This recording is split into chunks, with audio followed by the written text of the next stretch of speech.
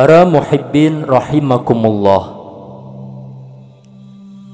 di antara nafsu yang ada pada diri manusia, ada nafsu yang namanya al-ammarah bisu, yaitu nafsu yang membawa manusia pada kejahatan atau keburukan. Sebagaimana Allah jelaskan di dalam Al-Quran, innan nafsa la ammaratum bisu, sesungguhnya nafsu ammarah yaitu membawa keburukan pada diri manusia. Para muhibbin rahimakumullah, untuk mengendalikan hawa nafsu yang ada pada diri manusia tidaklah mudah. Setelah Rasulullah dan para sahabat dalam peristiwa perang Badar yang susah payah, bertumpah darah, bahkan nyawa taruhannya, Rasulullah menyampaikan kepada para sahabat, ada perang yang lebih dahsyat, ada perang yang lebih berat lagi di antara perang-perang yang akan kita lalui. Para sahabat bertanya, "Ya Rasul, perang apakah yang lebih berat daripada perang Badar ini?" Rasulullah menyampaikan, yaitu perang melawan hawa nafsu yang ada pada diri kita. Rasulullah bersabda dalam satu hadis, "A'da aduwika nafsuka alladhi baina jambaika," yang artinya musuhmu yang paling jahat adalah nafsumu sendiri yang ada di antara kedua sisi kita.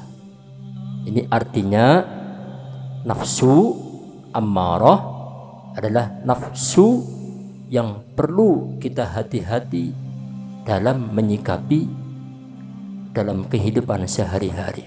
Para muhibbin rahimakumullah, kenapa perang melawan hawa nafsu ini lebih berat dibanding dengan perang melawan orang kafir? Ada 3 hal yang perlu kita cermati bersama. Yang pertama, perang melawan orang kafir ini terjadi tidak setiap hari, hanya waktu tertentu saja. Namun perang melawan hawa nafsu yang ada pada diri kita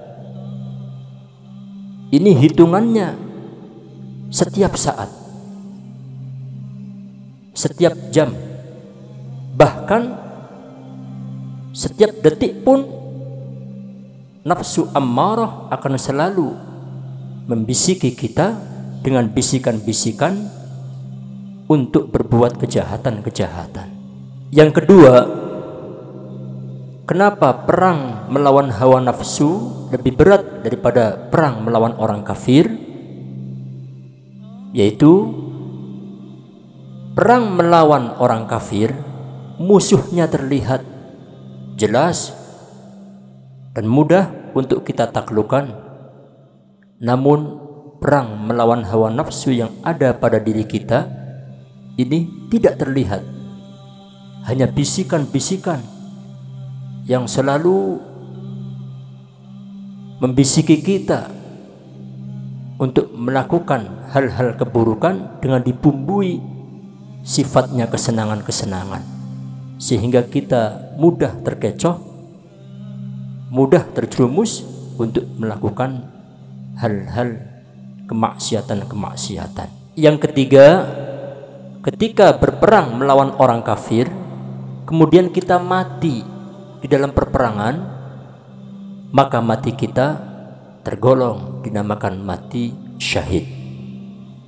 Akan tetapi sebaliknya, ketika kita berperang melawan hawa nafsu kita yang ada pada diri kita, kemudian kita kalah, bahkan ketika kita mati, matinya dalam keadaan melakukan kemaksiatan-kemaksiatan, melakukan hal-hal yang tidak diridhoi Allah, kemudian kita mati, maka mati kita naudzubillah tergolong mati su'ul khatimah. Maka dari itu, para muhibbin rahimakumullah, hawa nafsu yang ada pada diri kita tidak lain apabila kita ingin menjadi orang yang selamat, orang yang bisa mengendalikan hawa nafsu, tidak lain kecuali banyak-banyaklah berzikir kepada Allah, memohon kepada Allah agar supaya kita bisa mengendalikan hawa nafsu yang ada pada diri kita.